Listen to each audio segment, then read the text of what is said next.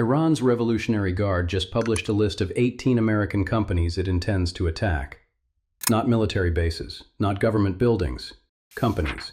Apple, Microsoft, Google, Nvidia, Meta, Tesla, Boeing, JP Morgan Chase, Oracle, Intel, Cisco, IBM, Dell, HP, General Electric, Palantir, and two firms based in the UAE, Spire Solutions and G42. The IRGC gave employees at all 18 companies an immediate evacuation warning and told civilians within a kilometer of their offices across the Middle East to leave. Then it started. Iran struck Oracle's office building in Dubai. Amazon data centers in the UAE and Bahrain were already hit in early March. This is not a theoretical threat. It's a new front in the war, and the target isn't a country. It's the commercial infrastructure of American technology. The IRGC's logic runs like this. The United States has struck more than 11,000 targets inside Iran since the war began. Dozens of senior commanders and political leaders have been killed in what Iran describes as a precision assassination campaign. The Israeli Defense Forces claim to have eliminated 40 senior commanders in a single operation that they said was only possible because of military intelligence capabilities. Iran's supreme leader was killed on the first day. The defense minister followed. Dozens of IRGC commanders have been struck in their homes, their offices, and their vehicles. Palantir's chief technology officer reportedly called this the first major war driven by AI, with advanced tools processing massive data sets to accelerate targeting decisions. The U.S. military has confirmed using artificial intelligence for drone navigation, intelligence analysis, and target selection, though it maintains that a human remains in the decision loop. Iran's argument is that if American cloud computing, artificial intelligence, and surveillance platforms are providing the infrastructure that makes those strikes possible, then the companies operating that infrastructure are not civilians. They are participants. The IRGC's statement said it directly. Since American technology and AI companies are the main element in designing and tracking targets, from now on, the main institutions involved will be our legitimate targets. For every assassination, an American company will be destroyed. This isn't rhetoric. They already hit Amazon data centers in the UAE and Bahrain on March 1st. They struck Oracle's building in Dubai. They are following through. The argument is legally dubious. International humanitarian law draws clear lines between civilian and military objects, and a Google office in Abu Dhabi is not a missile launcher. Nature published an editorial calling for a moratorium on AI in warfare until international law catches up. But legal distinctions matter less than operational reality. These companies have physical presences across the Gulf, and those presences are now in the crosshairs. Microsoft has committed $15 billion to expanding its operations in the UAE by 2029. Amazon has pledged $5 billion to an AI hub in Riyadh. Oracle, Cisco, and Nvidia announced a partnership with OpenAI to build an AI campus in the UAE. Google and Amazon Web Services are constructing dedicated cloud regions in Saudi Arabia.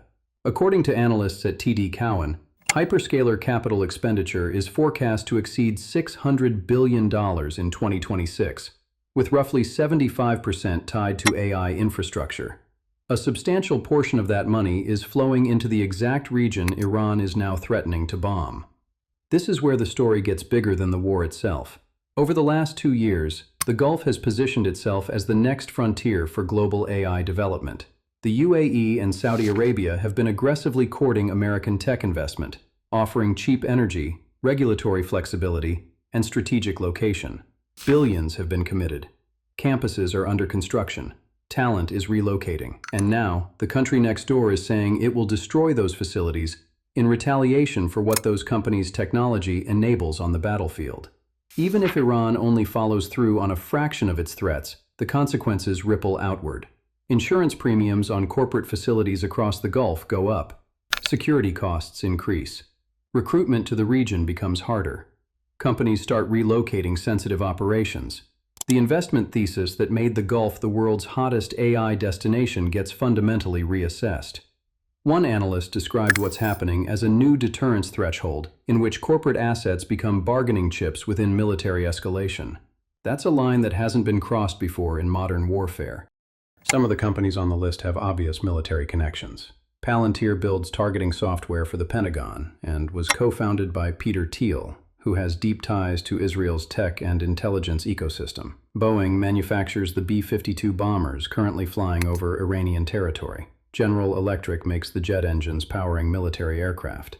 The U.S. Department of War recently awarded Oracle an $88 million contract to integrate its cloud computing software with the U.S. Air Force. Those are straightforward links between the companies and the war. But others are harder to explain. Tesla has no defense contracts, no military operations. Its Gulf presence is entirely commercial. Electric vehicles, supercharger stations, showrooms. It has more than 30 supercharger locations across the UAE, Saudi Arabia, and Qatar, all sitting in shopping malls and commercial centers. Open, accessible, customer-facing, unprotected. Tesla appears to be on the list because of Elon Musk's close relationship with President Trump and the more than $200 million he donated to Trump's election campaign. If that's the reasoning, the IRGC isn't just targeting military enablers, it's targeting political association. That broadens the threat to essentially any American company whose leadership has visible ties to the administration.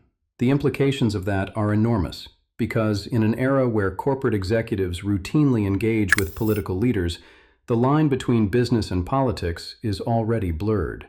Iran is now saying that blur makes you a target. The inclusion of JP Chase is also notable. It's the only major financial institution on the list.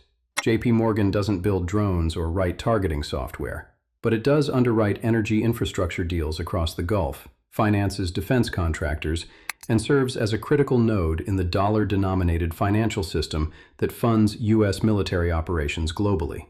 If Iran is now treating financial infrastructure as equivalent to operational support, the line between commercial activity and military participation effectively disappears. Any company with a Gulf office and a U.S. government contract could argue it belongs on a future version of this list. And that uncertainty, even more than the physical threat, is what changes the calculus for corporate decision-makers. What makes this different from previous wars is the degree to which modern military operations depend on commercial technology. The U.S. military doesn't build its own cloud infrastructure. It contracts Microsoft, Amazon, Google, and Oracle to do it. It doesn't design its own AI models from scratch. It uses platforms built by Palantir and NVIDIA. The B-52 bombers flying over Iran are made by Boeing. The jet engines are built by General Electric. The targeting data flows through servers maintained by the same companies that host your email and your photos. Over the last decade, the boundary between the Pentagon and Silicon Valley has blurred to the point where a war against one is, from Iran's perspective, a war against both. Whether that logic holds under international law is one question. Whether it changes how companies think about operating in the Middle East is another. And that second question has already been answered. Companies are evacuating staff. Security budgets are being rewritten. Insurance premiums on corporate facilities across the Gulf are climbing. And the $600 billion in AI investment planned for this year just became significantly riskier. The Gulf was supposed to be the next Silicon Valley. That pitch depends on stability. And stability is the one thing that no longer exists in the region. The IRGC published a list. 18 names. Most of them are companies whose products hundreds of millions of people use every single day without ever thinking of them as part of a war. Your phone, your search engine, your cloud storage, your AI assistant. The companies behind all of them are on a target list issued by a military force that has already struck 2 of them. That's the part that changed, not the war itself. The definition of who's in it.